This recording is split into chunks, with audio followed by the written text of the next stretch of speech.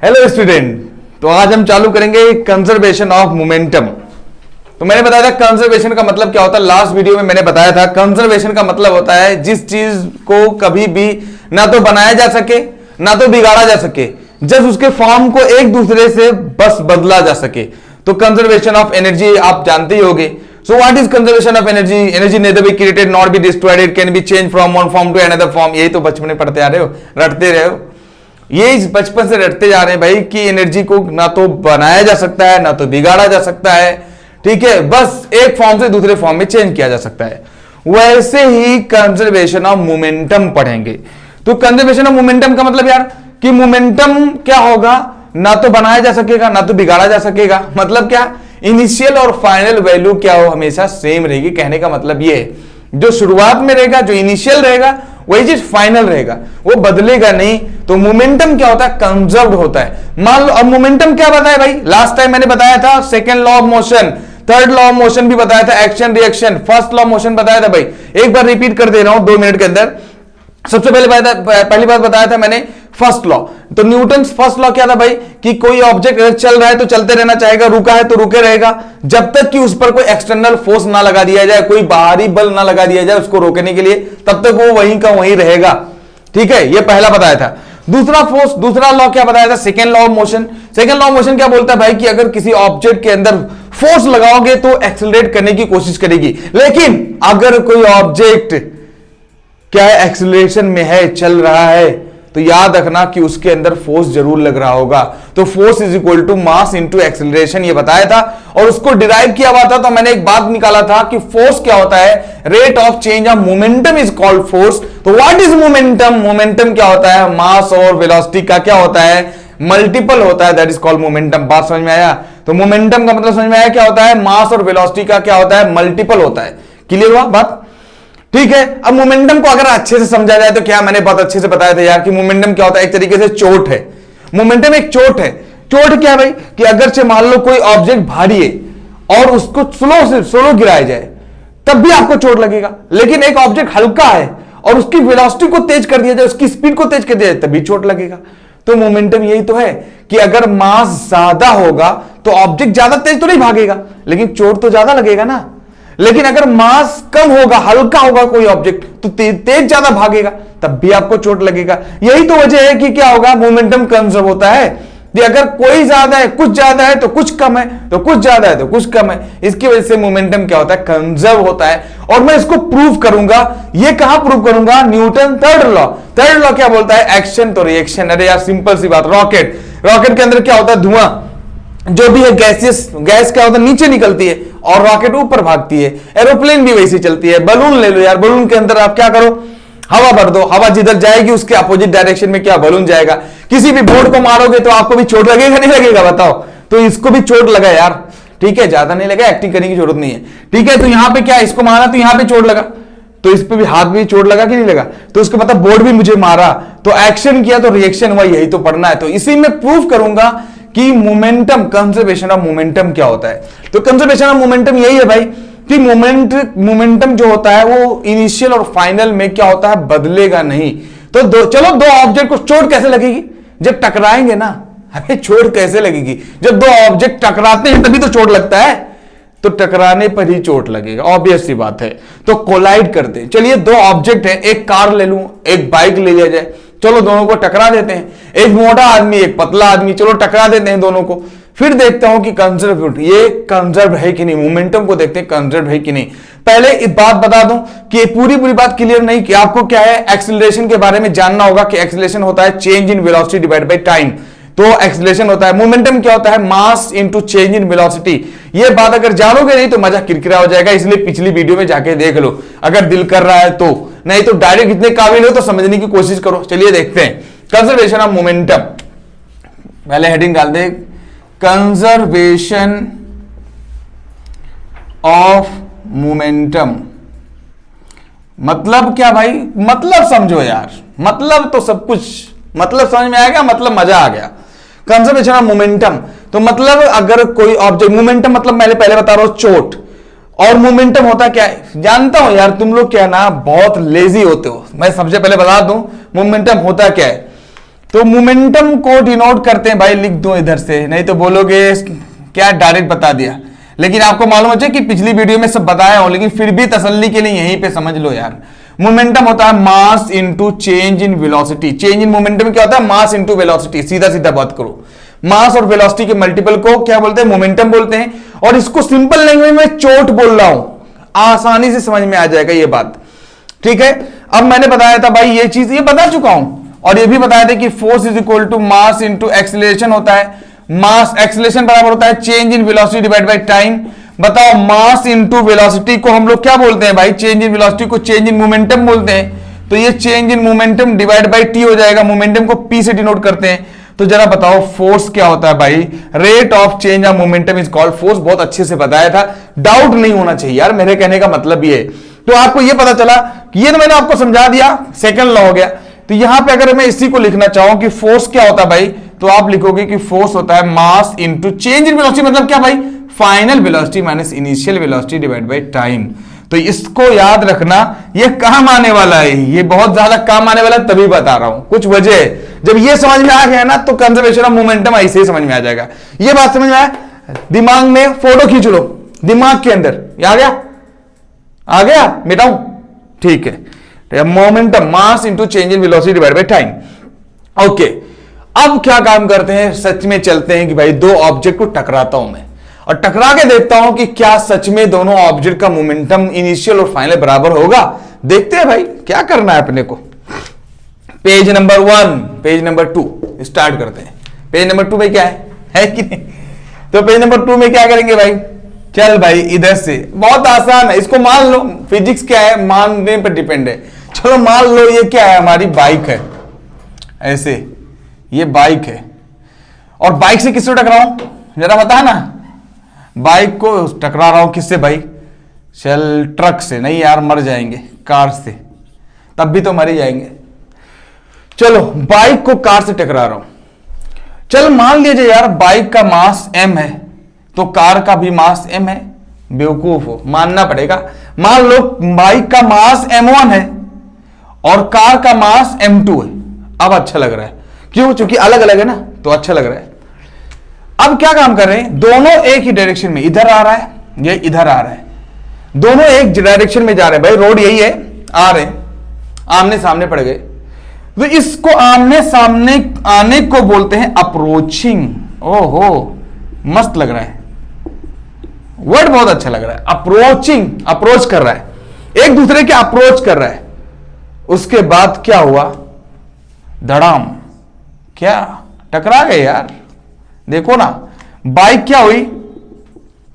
Car से टकरा गई, टकरा गई। तो ये टकराने का नाम है कोलाइजन या कोलिजन, ठीक है। टकराने को क्या बोलते हैं? कोलिजन, टकराना। तो ये बार बार वर्ड आएगा। दो बाइक हैं, दो चीज है, दो लोग हैं, आपस में अप्रोच कर रहे थे, उसके बाद कोलाइड कर गए। अच्छा बताओ, टकराने के बाद क्या होगा? खुद ही बताओ। अबे टकराने के बाद क्या होगा? सेपरेट हो जाएंगे यार, ऑब्वियस सी बात है। दो लोग आपस में जब टकराएंगे तो कुछ भी होगा, चाहे कोई इसमें मरेगा, चाहे जिएंगे, चाहे कुछ भी होगा, कुल मिला जुला कर टकराने के बाद अलग अलग हो जाएंगे ना, सेपरेट हो जाएंगे। तो ये क्या होगा? अप्रोच हुआ, अप्रोचिंग के बाद कोलिजन हुआ, कोलिजन के बाद अब क्या होंगे भाई? ठीक है, ये अलग, तुम कहां हम कहां, है कि नहीं? तुम्हारा रास्ता अलग, हमारा रास्ता अलग, सेपरेट हो जाएंगे। तो इसको, ये बाइक है हमारी और ये कार है। टकराने के बाद अब क्या होगा भाई? सेपरेशन, ठीक है। तो पहली बात तो यही समझ लो यार कि इसको बोलते क्या है, नहीं तो समझ में नहीं आएगा मतलब क्या निकलेगा। तो बाइक है या कार है, दो लोग हैं, अलग अलग मास है, उनकी अलग अलग वेलोसिटी भी मान लो यार। इनकी इनिशियल वेलोसिटी u1 मान लो, इसका इनिशियल वेलोसिटी u2 मान लो कार का। तो भाई इसका टकराएंगे, तो अब टकराने के बाद इनका फाइनल वेलोसिटी हो जाएगा ना, ये v1 मान लो। फाइनल, v मतलब फाइनल, पहले बताया हुआ, अच्छे से देख लो जाके। और ये v2 मतलब दूसरे कार का भाई वेलोसिटी फाइनल। पहले टकरा रहे थे, इनकी इनिशियल वेलोसिटी थी, टकराने के बाद उनका फाइनल हो जाएगा ना। ये भी हो सकता है भाई कोई रुक गया हो वहीं पे, ये मैं नहीं बोल रहा हूं, मान के चल रहा हूं कि टकराने के बाद ऐसे हो गए। जरूरी थोड़ी ना यार, हो सकता है एक वहीं पे रुक गया हो, ये मैं बात बता रहा हूं, ये फाइनल वेलोसिटी v1 और इसका फाइनल वेलोसिटी v2 हो गया। अब भाई आपको समझ में तो ये इतना टर्म समझ में आया कि नहीं, जरा बताओ। ये समझ में नहीं आएगा, मजा किरकिरा हो जाएगा पूरा, बिल्कुल समझ में बात नहीं आने वाली। ठीक है, तो बाइक और कार दोनों एक दूसरे के करीब आ रहे थे, करीब आने को अप्रोचिंग, आगे एकदम, उसको बोलते हैं कोलिजन, कोलाइड करना। ठीक है, इंपैक्ट, ठीक है, आपस में हुए। उसके बाद सेपरेशन, जब टकराने के बाद सेपरेशन, कोलिजन के वक्त उसका मास तो m1 रहेगा। ठीक है, कोलिजन पे भी टकराने के बाद क्या मास अलग हो जाएगा? अरे इंसान था तो घोड़ा बन जाएगा क्या? खुद सोचो ना, तो मास तो m1 रहेगा, m2 ही रहेगा यार। ये बाइक ही रह जाएगी, ये कार ही रह जाएगा, लेकिन इसकी वेलोसिटी बदल जाएगी। ये इनिशियल था, ये फाइनल हो जाएगा। कहने का मतलब ये है। इतनी बात समझ में आई कि नहीं? चलो भाई बताना, भाई समझ में आया तो बताओ। तो पेज नंबर 1 इसके समझाने के लिए अभी सोच रहे हो कि सर पेज नंबर 1 का क्या ही इस्तेमाल है, बताऊंगा, टेंशन मत लो। पहले ये बात समझ में आया तो आगे बढ़ता हूं। चल भाई पेज नंबर 3, तीसरा बात, यहां पे काम करते हैं, इसी को यूज करता हूं मैं। अच्छा एक बात बताओ, दो ऑब्जेक्ट ऐसे करीब आए होंगे, ऐसे आए होंगे, कैसे आए होंगे? हाथ पैर से, बता, उसके पास व्हील था, आए होंगे। अबे इनके अंदर फोर्स रहा होगा तभी आए होंगे। दो ऑब्जेक्ट करीब कब आते हैं? जब उनके अंदर फोर्स लगा होगा तब तो चलेंगे। अरे ऐसा बोलो, सिंपल मोशन है, जहां फोर्स है वहां भाई मोशन रहेगा, तो फोर्स जरूर रहेगा। बिना फोर्स के कैसे मोशन हो सकता है? लेकिन फोर्स कौन सा होना चाहिए? Unbalance force. फ्रिक्शन फोर्स से ज्यादा फोर्स लगाओगे, ऑटोमेटिक कोई भी ऑब्जेक्ट चलने लगेगा। अगर फ्रिक्शन फोर्स के बराबर रहेगा तो वही रहेगा। फ्रिक्शन फोर्स देखो, इसके अंदर मार्केट के अंदर है फ्रिक्शन फोर्स, अगर मैं थोड़ा सा फोर्स लगाऊं तो नहीं चलेगा। क्यों? क्योंकि इसके अंदर फ्रिक्शन रोक के रखा है। तो अनबैलेंस फोर्स लगाओगे तो मोशन में आएगा, तो उसके मतलब इसके अंदर कोई फोर्स होगा। अब भाई यही तो मैं बताना चाहता हूं कि according to law of conservation of momentum, initial force जो होगा वो फाइनल फोर्स के बराबर होगा। मैं एक बात बताऊं, उसकी बात ही नहीं कर रहा, चलो दूसरी बात करते हैं। मैं बोल रहा हूं इसको थर्ड लॉ से, न्यूटन थर्ड लॉ आपने क्या पढ़ा? जब कोई ऑब्जेक्ट पर एक्शन करोगे तो वो रिएक्शन करेगा। तो जरा बताओ, ये बाइक वाला, कार वाला एक दूसरे पे एक्शन किया तो रिएक्शन नहीं होगा? जरा बता, रिएक्शन क्यों नहीं होगा? तो ये अगर मान लो इस पर फोर्स F1 लगाएगा तो ये इस पर F2 फोर्स लगाएगा, उल्टा लगाएगा। तो मैंने बोला था उल्टा मतलब नेगेटिव होता है। तो अगर मैं बोलूं यहीं से ऐसे यहीं पे लिख दूं अच्छे लफ्ज में, क्या लिख दूं? अकॉर्डिंग टू न्यूटन से, क्या, कौन सा लॉ? जरा बताना भाई। थर्ड लॉ क्या होता है? Action force is equal to what? Reaction force यार। Action force is equal to what? Reaction force. और एक्शन फोर्स को अगर मैं बोल दूं, इसका नाम F1 है, इसका मैंने नाम दिया 1, इसका नाम मैंने दिया 2, ठीक है? तो एक्शन फोर्स का नाम दूंगा मैं F1, तो रिएक्शन फोर्स का नाम दूंगा F2। लेकिन एक को नेगेटिव लेना पड़ेगा, मैंने पहले बताया। उल्टा कैसे पता चलेगा यार? जब फिजिक्स में माइनस लिख दो ना बेटा, इसी का मतलब उल्टा होता है। कितना आसान है ना। अभी अगर मैं बोलूं, देखो मैं बोल दूं 2 मीटर और मैं -2 मीटर बोल दूं, तो हो सकता है -2 मीटर, -2 मीटर माइनस मीटर कभी माइनस में हो सकता है। ये अगर 2 मीटर इधर डायरेक्शन में है तो ये 2 मीटर उधर डायरेक्शन में है, लेफ्ट है तो ये राइट है। तो जब एक्शन इधर करोगे तो ये उल्टा क्या करेगा? रिएक्शन करेगा, बोर्ड आपको मारेगा उल्टा। उल्टा मतलब क्या होता है सिंपल फिजिक्स में? माइनस। अब सर अब तो काम खत्म, मुझे तो लग रहा है काम खत्म हो गया। क्या बता रहे हो? अभी तक समझ में नहीं आया, टाइम पास हो गया, अब पूरा खत्म हो गया। देखना भाई, फोर्स बराबर क्या पड़ा है? Force is equal to mass into change in velocity पड़ा है, यही उठा के रखूंगा, देखना। तो भाई यही चीज उठा के रखा हूं पेज नंबर 1 को, देखना, फ्रॉम पेज नंबर 1 ऐसा बोल सकते हो, फ्रॉम पेज नंबर 1 F1। तो भाई यहां पे भी क्या मान लूंगा? F बराबर आपने पढ़ा है मास into change in velocity divide by time. ये क्या बता रहे भाई? कुछ है ही नहीं। अच्छा ओके, फिर आपने पढ़ा है माइनस। फोर्स बराबर क्या पढ़ा भाई? वही मास into change in velocity divide by time. Okay भाई, इसका नाम आपने क्या दिया है भाई, इसका नाम क्या दिया है 1, तो इसका नाम भी क्या हो जाएगा 1, इसका नाम क्या हो जाएगा 1, तो इसका नाम क्या हो जाएगा 2, तो इसका नाम क्या हो जाएगा 2, तो इसका नाम क्या हो जाएगा 2, खत्म। लिख दिया ना भाई, ये 1 था तो 1 लिख दिया, ये पूरा 2 था तो 2 लिख दिया, माइनस तो माइनस लगा दिया, कुछ फर्क है क्या, कुछ नहीं। अब ये क्या हो रहा है जरा बता भाई, जब सेम चीज नीचे हो और सेम चीज इधर भी नीचे हो बराबर में, तो ये कट जाता है। इसको कट कर दूं, ये भी कट कर दूं, तो जरा बता भाई बचा क्या, ये बचा m1 v1 minus u1 is equal to m2, minus यहां पे पढ़ा नहीं दिया भाई, ये v2 माइनस u2 बराबर। भाई कोई डाउट है क्या, एक काम कर इसको मल्टीप्लाई करता हूं थोड़ा अच्छा लगेगा, m1 v1 ओहो minus m1 u1 is equal to, ये माइनस को इससे करेंगे तो माइनस m2 v2, और माइनस को माइनस से मल्टीप्लाई करते हैं बेटा तो प्लस हो जाता है, तो minus m2 into u2 plus क्या हो जाएगा m2 u2। जरा बता भाई इतना बात समझ में आया कि नहीं, नहीं समझ में आया, अगर कुछ डाउट है ना कमेंट सेक्शन में जाना, बोलना सर ये स्टेप में पेज नंबर 3 में प्रॉब्लम है, फिर से बता दूंगा यार, टेंशन मत ले, ठीक है। ये क्लियर हो गया। अब एक काम कर भाई, इसको इधर लेके आ जा, तो माइनस को जब लेफ्ट साइड से राइट को लेफ्ट करोगे साइन बदल जाता है बस, तो ये माइनस है तो ये पूरा इधर चला जाएगा तो प्लस हो जाएगा। तो जरा बताए m1 v1 इधर है, इसको इधर लेके आ जाओगे तो m2 v2 हो जाएगा, और इसको इधर लेके जाओगे तो माइनस है तो प्लस हो जाएगा, तो m1 u1 plus m2 u2। ओहो काम खत्म, काम खत्म।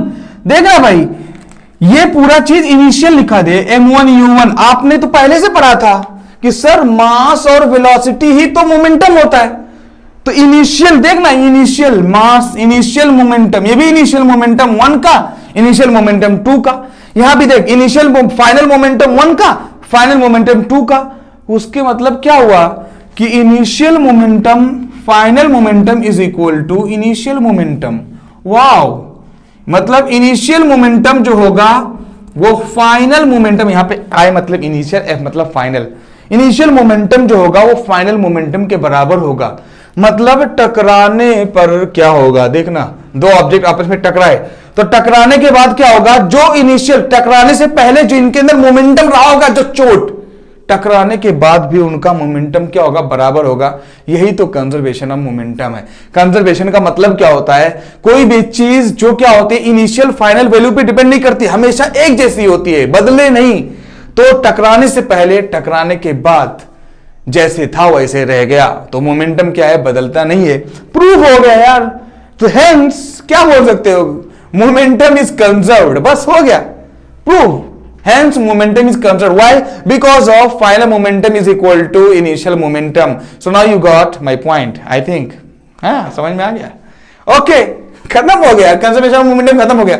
अब सर और भी बात तो समझ में आया नहीं है, ठीक है एक बार फिर से रिपीट कर दूं, समझ में आया। देख भाई इसको ना न्यूटन सेकेंड लॉ से ये सब बात बताया था मैंने। ये मैंने सिर्फ एक इमेजिनेशन किया कि भाई एक मान लो एक कार है, एक बाइक है, टकरा रही है, टकराने को क्या बोलते हैं, टकराने से पहले क्या उसको क्या बोलते हैं, टकरा जाए तो उसको क्या बोलते हैं, टकराने के बाद सेपरेट हो जाए तो क्या बोलते हैं। वही चीज थर्ड लॉ क्या बोलता है भाई कि कोई भी किसी भी चीज पर एक्शन करोगे तो रिएक्शन होगा। वही चीज मैंने ले लिया, फोर्स की वैल्यू रख दी। यार इसमें क्या बताऊं, देखना फोर्स की वैल्यू रख दिया, इनिशियल मोमेंटम फाइनल मोमेंटम के बराबर हो गया। इसी को तो बोलते हैं कंजर्वेशन ऑफ मोमेंटम। बता भाई क्लियर हो गया कि नहीं। अब अगर ये बोलो सर टकरा ही नहीं रहा, ऑब्जेक्ट रुका हुआ है, तो रुका हुआ है तो उसके अंदर मोमेंटम क्या होगा, तो मोमेंटम तो कांस्टेंट होगा ना, टकराने पर ही पता चलेगा भाई ना मोमेंटम। जरा बता भाई क्लियर हो गया। तो इससे पता चल गया यार कि थर्ड लॉ से हम प्रूफ कर सकते हैं कंजर्वेशन ऑफ मोमेंटम। तो उसके मतलब थर्ड लॉ के बाद यही लेक्चर लेना था, यही इसीलिए मैंने इसको लिया, ठीक है।